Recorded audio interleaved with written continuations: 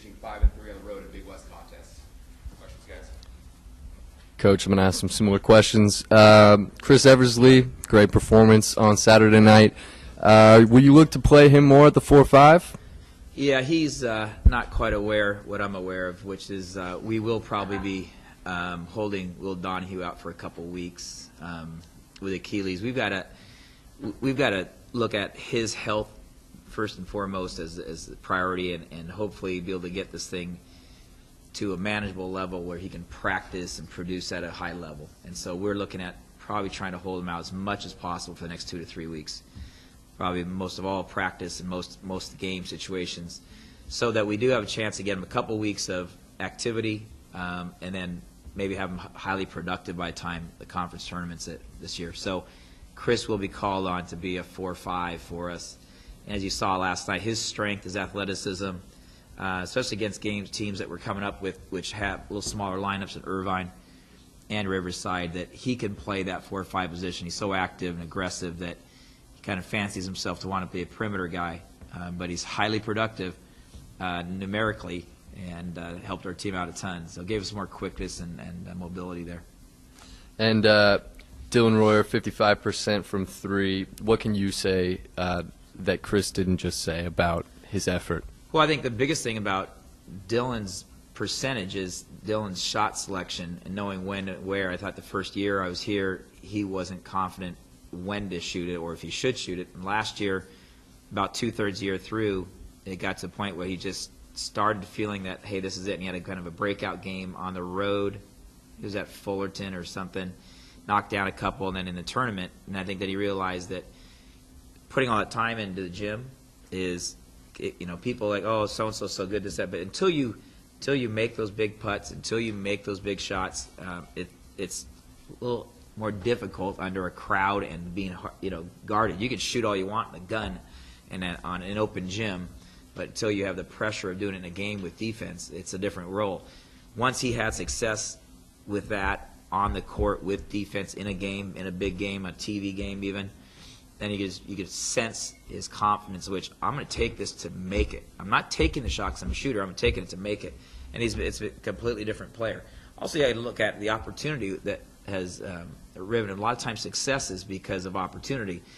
Opportunity was Reese Morgan is out with an injury, and Chris O'Brien, who started all last year as a 2-guard, ahead of him was 6'4", 6'5", and all of a sudden there's opportunity, and Dylan stepped right in there and embraced that. Chris Eversley is there right now because of an opportunity to play a little more with Will Donahue out. David Hansen's obviously a senior, kind of in his position, who is a little more advanced both offensively and defensively than he is. And now in opportunities there, Chris suddenly has moments and minutes.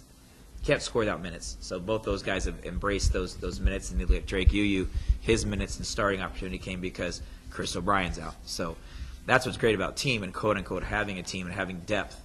Anybody that ever tells me you're worried about having too many guys, I look in the eye and go, obviously you've never coached, because I've never heard a coach in the world think that they had too many good guys. My God, that's the biggest problem in the whole world. You got to have numbers, because there's always an injury or 2 or 3, and next guy steps up. Big West media poll, I remember when it came out, UCSB, Long Beach State, Cal Poly, and Cal State Fullerton were right there in the top 4. You've already played all 3 of those guys, and you almost beat UCSB. You could have taken down Long Beach State, who's taken down some pretty big powerhouses in the NCAA this year. How good does it make you feel? And then plus knocking off, Cal State Fullerton tonight. How good do you feel right now with your team and your guys that, we're right in these games, we're with these teams, and we can still make a lot of noise. There's a lot of season left. I think you bring up a good point, Kevin. And it's not who you play, it's how you're playing. And we walked away from those games going, well, we're a play away. We're a minute or 2 free throws or a made field goal or 1 stop or an ugly bounce on the rim away from being 3-0 or 2-1. And so as a coach, you got to be able to step back and go, well, let's think of this a little more realistically. That you don't want to measure your entire success based upon whether you win or lost. Yes, that's important, and we all know the importance of winning and losing. But you do want to get better and feel like you're in the game. If we had lost the first 2 games by 25 points and we looked like we had no idea what was going on, I'd be really concerned. But we looked like we knew exactly what was going on. We just missed some opportunities to win the game. And if you looked at the first half we played at Saturday night, as the best 20 minutes of basketball since I've coached here. That's a very good basketball team, and we held them defensively, and then we also produced offensively. And our goal is 72 points a night offensively, and then we really got there. Of course, defensively, we're not giving up much in that whole first half. I think we played as hard and smart and focused, and we never had a lull offensively. We got inside play, we got timely penetration, we got to the free throw line, we knocked down free throws, and we got perimeter shots, we got transition. That was as good of 20 minutes. That was just by far the best. Now, our goal is to try to put that together for 40 minutes and then do it 3 days in a row at the tournament. That's really all we keep on striving for, is that amount of concentration, ball movement, understanding, inside guys, Malik Love coming off the bench getting us points, Chris Eversley coming off giving us baskets, and having that kind of contribution from an entire bench too. Coach, you were just saying that no coach will argue with depth. I mean, and that's a great thing to have. It's funny because every game it seems like it's always a new guy, whether it be Malik or Jamal Johnson or Chris Eversley. You know, which is great, obviously. Even Matt Tichenal, we had Exactly, San Jose State come in and knock it down for us. How much of a challenge, though, is it knowing that you don't have that one guy? You don't have an Orlando or Casper Ware on the team where somebody's going to get you 18, 19, 20 points a game. Yeah, we got 3 guys getting us 10, and I think what that does is sometimes it kind of helps you. If you have all your money invested in one stock and something goes down and something happens to that company, you're not diversified. So there's a little business analogy for you out there in the real world. We like to diversify our portfolio here at Cal Poly Basketball, and we've got a diversified portfolio with three or four different guys that can get us 10 points or break out to go to 20 points. And then we kind of like some of our internet stocks too that can have some high upside to them, and I think that's what we have with all the other guys that are coming off the bench. And any given night, those guys can really have an outstanding performance, and 5 different guys that we think could come off the bench and get us double-figure points. And Eversley, Malik Love, Titch has done it. We know Kyle Ottister has come off the bench and give us a big spark. The time that Jamal Johnson's come off the bench. So now we feel like we're developing that bench, and they're kind of that germination of more players. And I think that's the key, is development. Would I like to have Orlando Johnson or Casper Ware, a go-to 20 guy? Of course you would. Who wouldn't like to have a perennial MVP or All-Star? But I like the ability to have 3 or 4 guys that really contribute well too. I was at the game Saturday with my son, big Mustang fan, by the way, and a friend of mine. He's a smart kid. Takes after his mom. That's where he gets it from. There was you said that first half. There was about a 10-minute stretch of the 20 minutes where I turned to my buddy and said, "Do they ever miss?" I mean, you mentioned it was probably the best 20 minutes. I mean, if you can talk about a little bit further, because I mean, you guys look like you were the best team in the West Coast. Yeah. Well, and quite frankly, I think that probably that 10 minutes that we played that way, I think we probably were one of the best teams on the West Coast at that given amount of time, because we've already played some of the best. We played UNLV. They're 17th, 15th in the nation. We played St. Mary's. They're top 3 or 4 on the West Coast, undefeated in the West Coast Conference. And we went nose to nose with them. We beat USC, we beat Fresno State, beat Sac State, beat San Jose State. So we were playing teams up and down the West Coast. The thing that we really took great pride in is that we thought this year we had to have what I call spurtability, a word used 1,000 times, was that was a chance to go on an 8-0 or 10-0 run, just having a little more explosive offensively. And we really try to concentrate on minimizing the lulls in our offense and just consistently getting inside touches so we could have inside drives, inside post-ups. And what we had is a run there where we scored 9 of 11 possessions that the ball touched somebody inside. And so we chart every single thing during the course of the game so we get immediate direct feedback. And then at halftime, it was just that simple. It was like, look, when we went inside, we have like an 85% success rate. And that doesn't mean a shot. It comes from inside, but it starts inside out. And you get inside touch and inside penetration, so the defense collapses, and then you're going to have that open shot and so forth. So I thought that was the best 8 to 10 minutes, because it was also it was starters and subs mixed together. We overlapped. It was the start of about 7-8 minutes where starters in there and we subbed, and then the backups were in there, and we kept that going. And so that, to me, that was 8-10 guys contributing and playing the best basketball both ends of the court that we played. Because I think that Cal State Fullerton is an excellent team. They're not a good team. They're an excellent team. Their record showed it. They came in with a 10-4 record with big wins against Pac-12 teams, big wins up and down the coast, and successful, high major level talent. So I thought that the amount of time we concentrated was a great, great feather in our cap. And I want to carry that over to going on the road, is having that offensive, sustaining that good offense, because, it's hard to win every night just getting 50. We get to 60, 65, and now 70. gosh, we feel like it's a grand slam. And my last question for you, literally, I guess, just talk about the road trip this week. I mean, Irvine, I mean, probably a surprise in the conference where they're at right now. And then you won down there last year. And then Riverside, a team that you swept last year, but unfortunately You got us in overtime. got you in the Big West. So talk about the challenge this week going down there.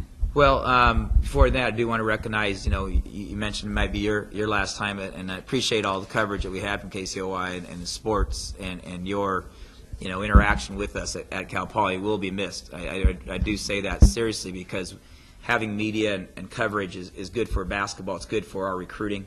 And so not having that regular coverage anymore is going to be missed, and hopefully we will get that back, and I mean that. But looking ahead to the Irvine and the Riverside trip, Irvine has a lot of mobility. They run 4 guys out. They play small and quick, and they'll slip a lot of screens. We're going to have to be very active. Chris Eversley is going to be real key to as a mobile 4 or 5 man because they are a quick team. They'll press and trap and run all around multiple defenses. We'll see 3 defenses in the first half. They were running box and 1 the other night on Casper Ware as well. So we can expect some creative defensive and offensive attacks. It's a team that you got to be able to sustain their runs because they'll go on an 8-0 run, 6-0 run. They have real spurt ability as well. So that's going to be key there. And the Riverside is completely different. Is a team that will pack it in and play a packed defense, which they'll almost give you perimeter shots, and that's where Kyle Oddister, Dylan Royer, Drake the selective perimeter shooting is going to be critical there because you can't beat them without knocking down a few perimeter shots because they play so tight inside. They very rarely go out and zone you, very rarely go out and pick up full. They run back in a very tight half-court packed defense, and they almost dare you shoot at the 3. So you got to be balance the inside action to an inside-out action. So the 2 times we beat them, we were able to knock some of those shots down. We lost in the playoff game. They knocked down probably 4 or 5 really, really tough shots and got us in overtime. So we know them, they know us. We know their style. They kind of know our style. So it's one of those games that really comes down to making shots, getting and taking care of the basketball. What percentage back completely would you say Oddister is? I mean, he's been playing a couple more minutes each game, and really how important is it to get him back 100% down the stretch?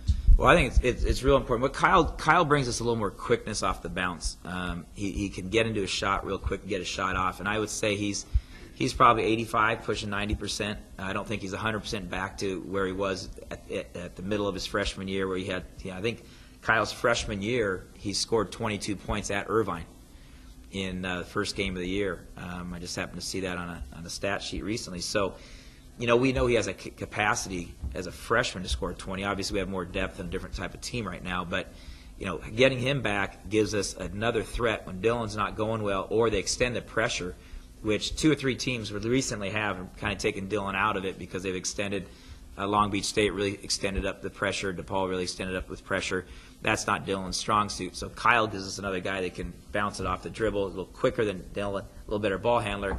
And we're still hopeful that we get Reese Morgan back. And Reese is a 6'2" off-guard shooter who is going through a little more aggressive recovery and doesn't look like he's going to have to redshirt for the year. He's going to try to make a push to give us another weapon offensively, which we think is great because, as we've seen, if one guy can come off the bench one night and give us one more victory, that could be the difference in opportunity to get one more victory and one more seed and moving up that ladder. So I think we're okay. What's the latest timeline on Reese? I mean, still a couple of weeks? Or? Yeah, definitely a couple of weeks, but it's a week or 10 days ago we thought he might not be able to recover for the year because it was but the amount of recovery that he's had in the last 10 days has been significant, where he's improved the whole letter grade and actually went through some pregame warm-up activities and doing some more than just standing around light shooting and treatment. He's actually moving a little bit, and so we just don't know exactly how it's going to progress. All of a sudden he could slip back and be out 3 or 4 weeks and maybe not get here, but the indication now is where 10 days ago I thought it was a 50-50 deal. I think it's more likely we're going to have him contribute this year than not, and that's where he's thinking too. I know it's still early in this conference schedule and whatnot, but I mean, how important is this 2-game road trip for you guys? I mean, coming off a victory and hopefully continue the winning streak. Well, we have 6 of our next 8 games on the road, And so if you look at it bigger than that, you look at more than 2, you look at 6, if you had 8 games, 6 of 8, we look at all road games, and we look at the whole season road trips as a whole unit. We want to win 4 of our 8 road games for the year. That's our team goal. You split on the road, you can do some things. So we win 4 of 8 road games, and then once you get to 4, you can still go win 5 and 6, but let's get to 4 first. So we need to get to number 1 first. We need to win 1 road game on the road. We've had 1 on the road, and we lost in the last minute to the number 1 team, Long Beach State. So we go to Irvine, try to get 1, and over the next 8, we want to try to get 4 of those. We can split. We try to look at the season as a split, not the individual road trip, because it puts so much emphasis on individual game or individual trip that you kind of lose that. Again, we try to say, hey, Santa Barbara is not the end of the world. It's not because then you won't play well at Long Beach State. We played very well at Long Beach State. Losing Long Beach State wasn't the end of the world. We actually helped us even focus even better, and it was probably the best half we've ever had at Cal Poly basketball by not panicking over Long Beach State loss. If we play a little better, maybe we'll be ahead by 10 and won't come down to the last second shot. So that's what we were able to do last night, and we didn't play well at the end of the game, but it's nice to have a 15-point lead. In the last minute, they hit a couple shots, and we missed a couple free throws, but it wasn't as traumatic when you're ahead by 15.